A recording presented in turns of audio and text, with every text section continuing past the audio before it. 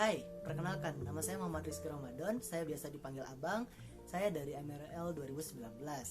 Sekaligus sekarang sedang menjabat menjadi Duta Terpilih Putra periode 2020-2021. Halo semua, perkenalkan nama aku Salsabila Dwi Nada Sulistian, biasa dipanggil Nada. Aku dari MRL Angkatan 2018, usia aku sekarang 19 tahun, dan aku sedang menjabat sebagai Duta Putri MRL untuk periode 2020-2021. Halo semua, perkenalkan saya Rido Kurniawan, bisa dipanggil Rido, dari MRL 2019, usia saya 20 tahun, sekarang saya sebagai runner-up 1 Duta MRL 2020-2021. Halo semuanya, perkenalkan, nama aku Konita Sofiatul Karima, biasa dipanggil Koni. Aku dari Angkatan 2019, saat ini menjabat sebagai runner-up 1 Duta Putri Manajemen Resort and Leisure periode 2020-2021. Halo semuanya, perkenalkan nama saya Tubagus Sedi Ramdhani, biasa dipanggil Herdi. Saya dari Manajemen Resort dan Leisure Angkatan 2019 dan sekarang ini saya tengah menjabat sebagai runner-up 2 Duta Putra MRL 2020-2021. Salam kenal. Perkenalkan nama saya Nathaniela Grecia, bisa dipanggil Grace. Saya dari angkatan 2019. Saat ini sedang menjabat sebagai runner-up 2 Duta Putri MRL periode 2020-2021. Duta itu tidak harus tampan dan cantik.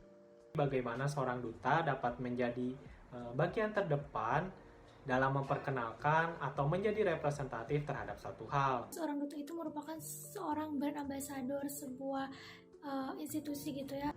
Sebagai duta itu adalah dari apa yang kita berikan, bukan apa yang terlihat dari kita. Sikap dan perilakunya itu akan menjadi teladan ataupun contoh bagi orang banyak dan tentunya akan dilihat dan akan diikuti juga oleh orang banyak. Menerapkan konsep 4B dalam menjalankan tanggung jawabnya.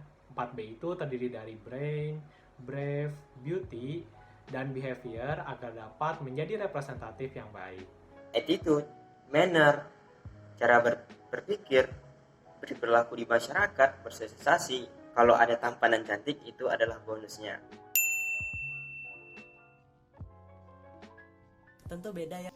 Pasti ada bedanya. Nah tentu aja ada bedanya. Dulu itu aku mikirnya kalau misalkan duta itu cukup cuman duduk-duduk manis aja, duduk-duduk manja gitu. Dulu kan mikirnya ya udah paling jadi duta cantik atau ganteng aja, tinggi aja gitu. Dulu aku berpikir bahwa duta itu kita itu harus pinter, kita harus bisa segalanya, harus tahu segalanya pokoknya. Ternyata pas sudah dijalankan, oh ternyata berbeda sekali gitu.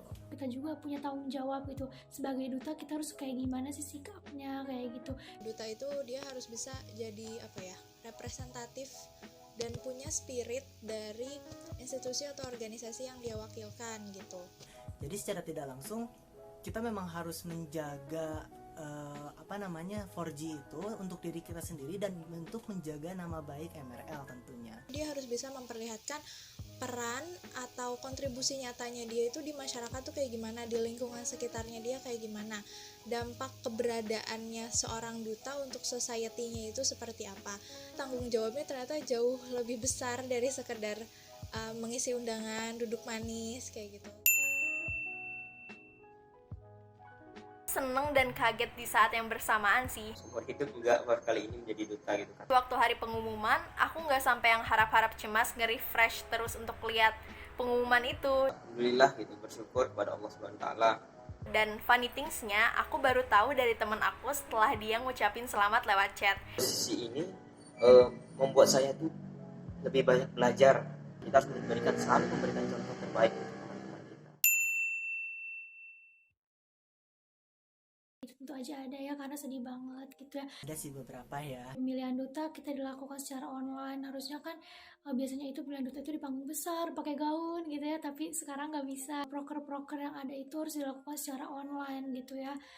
MC untuk duta on duty gitu ya, menghadiri acara-acara event-event seperti itu. Biasanya kita menjalankan proker secara offline gitu, seru-seruan gitu, kemana harus menjalankan apa, hektiknya kedapat banget gitu ya. Kalau kesannya itu kayak kurang greget gitu, kurang dapat aja gitu, karena semua dilakukan secara online gitu, kayak ngerasa sendiri aja gitu, padahal kan harusnya kalau offline kita melihat banyak orang.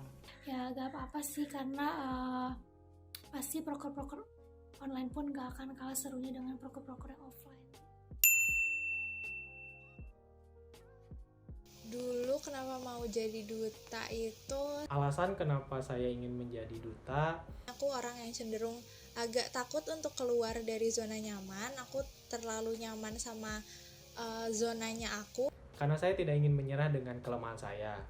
Jujur saya ini tipe orang yang cukup pemalu gitu, jadi untuk bicara di depan banyak umum, itu tuh hal yang sulit buat saya. Jadi duta adalah salah satu ajang pembuktian aku, kayak aku bisa loh keluar dari zona itu karena aku mau membuktikan diri aku sendiri gitu.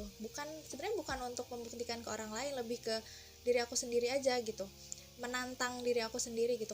Tapi tentunya saya nggak bisa dong terus-terusan diam dan nggak berusaha, sementara tuntutan profesi yang nantinya bakal saya hadapi di bidang pariwisata bakal berhubungan dengan banyak orang dan pastinya sangat mengandalkan kemampuan public speaking. Aku menemukan hal-hal yang baru, aku bisa belajar banyak gitu ternyata ketika aku keluar dari zona nyamannya aku. Saya ingin berkontribusi bagi MRL. MRL telah memberikan banyak hal bagi saya, tapi saya merasa bahwa sejauh ini saya belum bisa memberikan apa-apa bagi MRL. Dulu sama sekali gak kepikiran karena ya itu terlalu takut untuk keluar dari zona nyaman. Tapi ternyata gak seburuk itu kok. Harapan saya dengan saya mengikuti duta ini bisa menjadi langkah awal bagi saya untuk memberikan hal lain yang positif bagi MRL. Banyak banget. Tentunya ada. Walaupun seluruh rangkaian acaranya dilakukan secara online, tapi itu nggak ngurangin esensi tersendiri sih kalau buat aku. Karena ini merupakan pengalaman pertama bagi saya, jadi setiap tahapnya pasti punya kesan tersendiri. Di situ HP aku sempet error, jadi aku harus pinjem HP mama untuk ngelakuin seluruh tahapan seleksinya. Setiap penyisihan, setiap seleksi, hingga sampai pada grand final merupakan hal yang gak mungkin saya lupakan gitu. Mulai dari pengetahuan yang awalnya saya nggak tahu jadi tahu, mengenal lebih jauh tentang duta, terus juga mengenal rekan-rekan seperjuangan sesama di duta. Aku seneng banget di kesempatan itu bisa ketemu banyak orang hebat, karena pendaftaran duta kan gak dari satu angkatan aja ya, ada juga angkatan 2018, dan di situ aku bisa ketemu orang-orang hebat dan dapat pembelajaran baru. Selama tahapan seleksi itu juga aku jadi lebih sering bangun pagi. Ada satu hal yang paling saya ingat dan ini menjadi pembelajaran bagi saya, yaitu bahwa dengan niat, tekad, dan komitmen yang besar pasti akan selalu ada jalan. Sekalipun hasil yang diperoleh nantinya tidak sesuai dengan harapan, namun saya jadi percaya gitu bahwa itu adalah yang terbaik bagi saya. Dan yang lebih nano-nano lagi itu waktu persiapan grand final sih, karena kan kita nggak tahu materinya apa aja ya, tak terbatas dan pertanyaannya bisa apa aja, jadi nyiapinnya juga rada bingung dan kesulitan sih. Setelah jadi duta, apalagi yang mau dicapai? Ingin menyelesaikan semester 3 dengan hasil yang cukup baik sih. Kalau aku menentukan target, aku lebih ke jangka pendek ya, jadi pelan-pelan, sedikit-sedikit. Selain itu juga aku pengen menyelesaikan PKM yang lagi aku garap bareng anggota tim yang lain. Doain ya, semoga lancar. Pengen selesain proposal skripsi gitu. Terus kalau misalnya nanti masih ada kesempatan untuk bisa menjadi perwakilannya MRL di PPBS misalnya. Juga yang terakhir, aku pengen lebih memotivasi diri aku. Nah, aku pengen lebih semangat lagi dalam mengikuti kelas online, event, webinar, ataupun ikut perlombaan. Kalian harus memiliki prestasi dan lebih baik punya prestasi tingkat nasional, karena kalian akan dicalonkan sebagai mahasiswa berprestasi. Kalau misalnya memang dikasih waktu, ada kesempatan, pengennya sih pengen coba gitu. Semoga juga tidak bertabrakan dengan kepentingan akademik. Pokoknya intinya semoga ada waktu sih, pengen coba.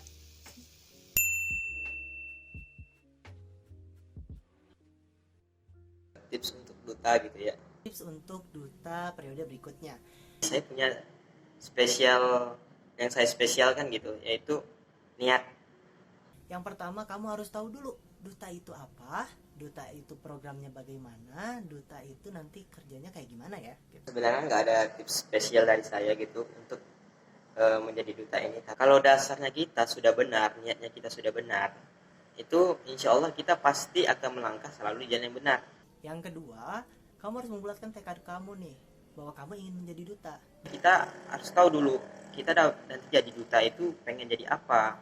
Dari sekarang kamu udah mempelajari public speaking, kamu udah mempelajari lebih luas lagi soal pariwisata, kamu lebih dalam mengetahui tentang program studi manajemen resort and leisure. Tapi misalnya kalau niat kita salah untuk pengen jadi duta gitu, pengen terkenal, pengen pamer diri, pengen dikenal orang supaya bisa disombongkan gitu, tapi nah itu yang tidak benar. Jadi kita perlu meluruskan niat kita.